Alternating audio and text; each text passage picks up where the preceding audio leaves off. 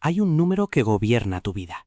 Decide si puedes permitirte el alquiler, si tu sueldo vale algo, si tu país va bien o se hunde. Y lo más perturbador de todo, ese número fue inventado por un hombre en los años 30, que antes de entregarlo advirtió explícitamente que no se usara para lo que hoy usamos. Nadie le escuchó. Soy Mente Trader, y si esto te genera alguna duda, suscríbete, porque lo que viene a continuación va a cambiar cómo ves cada titular económico que leas el resto de tu vida. ¿Qué significa realmente que una economía esté sana? Piénsalo un momento. Cuando escuchas en las noticias que la economía creció un 3%, ¿sientes que tu vida mejoró? ¿Sientes que tu barrio mejoró? ¿Que tus vecinos están mejor? ¿Que el planeta está mejor? La mayoría de la gente no. Y sin embargo, los gobiernos, los bancos centrales, los medios de comunicación, todos celebran ese número como si fuera la cura para todos los males. Hoy vamos a desmontar eso. Vamos a ir al origen, vamos a entender por qué estamos usando una brújula rota para navegar el siglo XXI, y vamos a ver qué alternativa existe. Quédate, porque esto afecta directamente a tu bolsillo, a tu futuro y al mundo que van a heredar tus hijos. Empecemos por el principio. Durante miles de años, las civilizaciones crecieron, colapsaron y se reconstruyeron, sin tener ni idea de cuánto producían exactamente. Los romanos no tenían un PIB. Los imperios medievales no medían su output económico con un solo número. Funcionaban con intuición, con registros parciales, con el poder de los mercados locales. Pero llegó el siglo XX, y con él llegaron las guerras, las crisis, la Gran Depresión. Y de repente los gobiernos necesitaban saber, con precisión, qué estaba pasando con sus economías. Necesitaban un termómetro. Uno solo. Claro, fácil de leer.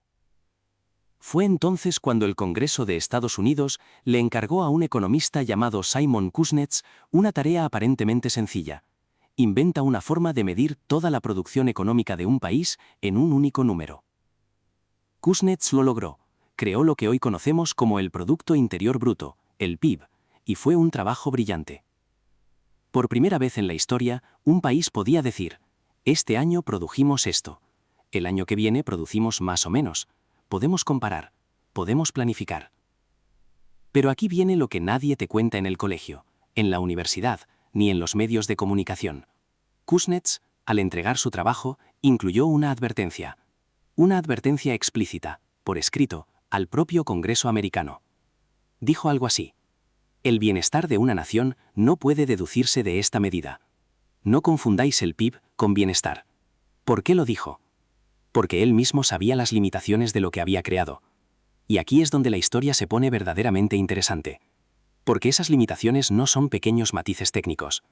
Son agujeros enormes, que afectan a todo lo que creemos saber sobre si vivimos bien o mal. Vamos a ver exactamente qué mide el PIB y qué ignora por completo. El PIB mide el flujo de valor económico que pasa por los mercados. Dicho de forma más sencilla, cuenta las transacciones. Si hay dinero de por medio, cuenta. Si no hay dinero de por medio, no cuenta. Un padre que trabaja 80 horas a la semana para darle a su familia lo mejor, no cuenta. Una madre que cuida a sus hijos, les enseña, les forma como personas, no cuenta. Una comunidad de vecinos que se organizan para cuidar a sus mayores sin cobrar nada, no cuenta. ¿Un accidente de tráfico grave? Cuenta. Y mucho. Los hospitales facturan, los abogados cobran, los talleres trabajan, las aseguradoras mueven dinero. El PIB sube. ¿Una guerra? El PIB sube todavía más. Se fabrican armas, se construyen búnkers, se reconstruyen ciudades destruidas. ¿Ves el problema? Un indicador que sube cuando hay guerras y accidentes y que ignora por completo el trabajo de criar a tus hijos o cuidar a tus padres, no está midiendo bienestar, está midiendo actividad, y actividad no es lo mismo que progreso. Pero hay algo más, algo que Kuznets también señaló y que se volvió aún más urgente décadas después. El PIB no dice nada sobre los recursos naturales que se destruyen para generar esa actividad económica. Si talo un bosque entero y vendo la madera, el PIB sube. El bosque desaparece para siempre, pero en las estadísticas todo va bien. Si vacío una mina hasta agotar sus reservas, el PIB sube. Que esa mina ya no pueda generar riqueza para las generaciones futuras, eso no aparece en ningún sitio. Y aquí quiero hacerte una pregunta que me gustaría que respondieras en los comentarios. ¿Tú crees que en tu país el PIB refleja cómo realmente vive la gente? Escríbelo abajo, porque las respuestas de quienes ven este canal siempre dan una perspectiva brutal que vale la pena leer. Ahora bien, si el PIB es una herramienta tan limitada, ¿por qué seguimos usándola como si fuera la medida definitiva de todo? La respuesta es incómoda, porque es conveniente. Un solo número es irresistible para los políticos. Puedes meterlo en un discurso, puedes compararlo con otros países, puedes usarlo para ganar elecciones. Suena bien, es concreto, es memorable. El problema es que llevamos casi un siglo construyendo políticas económicas, tomando decisiones que afectan a millones de personas, usando un termómetro que mide la fiebre, pero ignora si el paciente tiene cáncer. Y las consecuencias están aquí. Son visibles, son las que vivimos cada día. Pensemos en el sueño que vendieron durante décadas los economistas más optimistas del mundo. El sueño del desacoplamiento. La idea era esta. Podemos seguir haciendo crecer el PIB indefinidamente. Podemos generar más y más riqueza financiera, pero al mismo tiempo usamos cada vez menos recursos naturales. Menos carbono, menos metales, menos plástico, menos suelo. La tecnología nos salvaría, la eficiencia nos salvaría, podríamos tenerlo todo. Era un sueño precioso. El problema es que los datos no lo avalan. Cuanto más crece la economía global, más recursos consume. Lo hemos intentado durante décadas y el desacoplamiento real, el que importa, simplemente no está ocurriendo a la escala ni a la velocidad que necesitaríamos. Y mientras tanto, el planeta está mandando señales que ya no podemos ignorar. Estamos en plena emergencia climática. Los ecosistemas están colapsando. La biodiversidad cae a una velocidad que los científicos comparan con las grandes extinciones masivas de la historia geológica. Y los niveles de CO2 en la atmósfera están en máximos históricos. Esto no es política, esto es física, esto es biología. La Tierra tiene límites. ¿Y qué hacemos? Seguimos mirando el PIB. Aquí es donde entra la economista Kate Raworth con una idea que, cuando la escuchas por primera vez, parece casi demasiado simple, pero que cuanto más la analizas, más sentido tiene. Raworth lleva años argumentando que necesitamos un nuevo modelo para entender lo que es una economía sana. Y para explicarlo, usa una metáfora que cualquier persona puede visualizar. Imagina un donut. Sí, un donut, con su agujero en el centro y su masa alrededor. Ahora piensa en los recursos que usa la humanidad como si fueran algo que irradia desde el centro hacia afuera. En el agujero, en el centro del donut, está la zona de privación. Es el lugar donde la gente no tiene suficiente. No tiene acceso a comida suficiente, a agua limpia, a atención sanitaria, a educación, a vivienda digna, a energía, a voz política.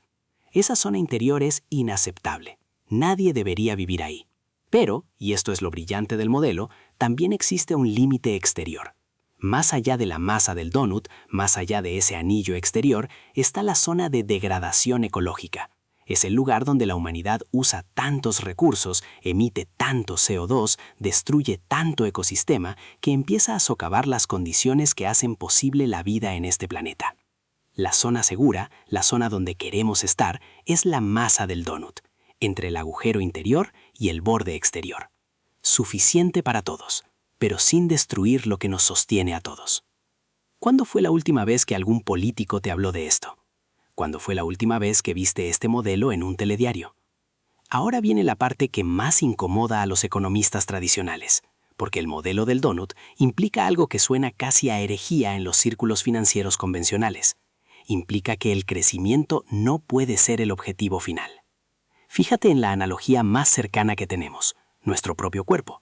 Cuando somos niños, crecemos, y ese crecimiento es bueno, es necesario, es hermoso.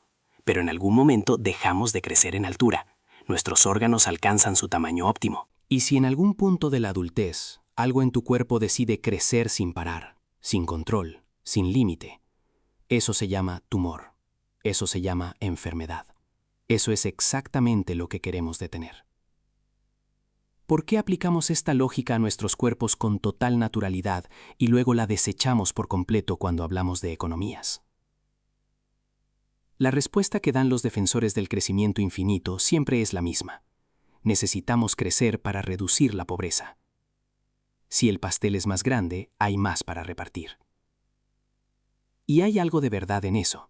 especialmente en países de bajos ingresos donde todavía hay necesidades básicas masivamente insatisfechas. En un país donde millones de personas no tienen acceso a agua potable, a hospitales, a escuelas, crecer económicamente tiene sentido, porque ese crecimiento puede financiar infraestructuras que cambian vidas. Pero ese argumento pierde fuerza rápidamente cuando lo aplicamos a las economías más ricas del planeta. Las economías occidentales llevan décadas creciendo, y la pobreza no ha desaparecido. La desigualdad en muchos casos ha aumentado. El pastel es mucho más grande, pero la forma en que se reparte sigue siendo enormemente injusta. Así que la pregunta ya no es solo ¿cómo crecemos? La pregunta es ¿para qué crecemos? ¿Para quién crecemos? ¿Y hasta cuándo podemos seguir creciendo sin destruir las condiciones que hacen posible la vida? Vamos a hablar de algo muy concreto para que esto no se quede en lo abstracto. Piensa en la inflación, que es algo que todos hemos sufrido en los últimos años de una forma muy directa. Los precios de la energía, de los alimentos, del alquiler, disparados.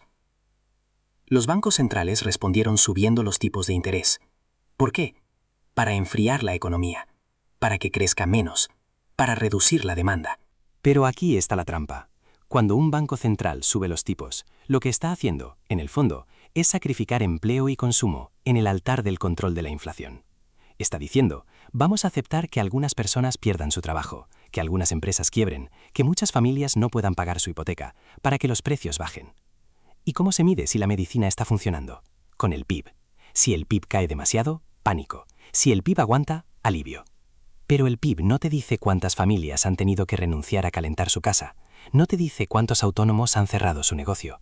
No te dice si la gente come mejor o peor, si duerme con más o menos angustia, si confía más o menos en el futuro.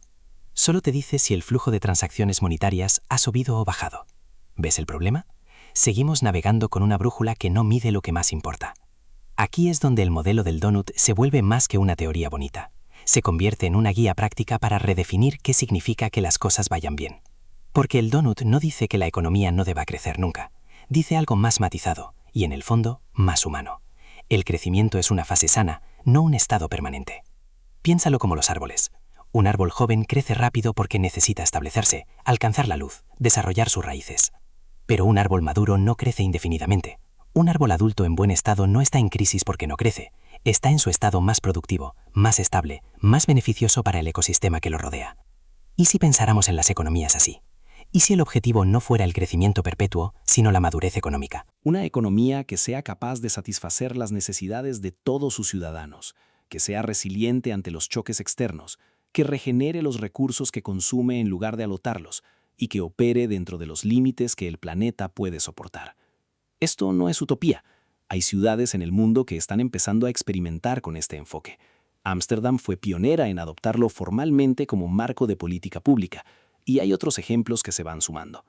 Pero para que esto escale, para que cambie la forma en que los gobiernos toman decisiones, necesitamos que más personas entiendan por qué el modelo actual está roto.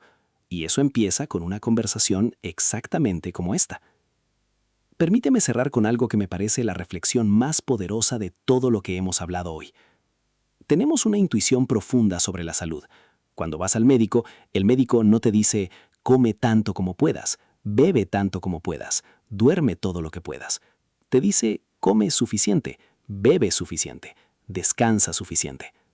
Cualquier cosa en exceso, incluso las más buenas, se convierte en un problema.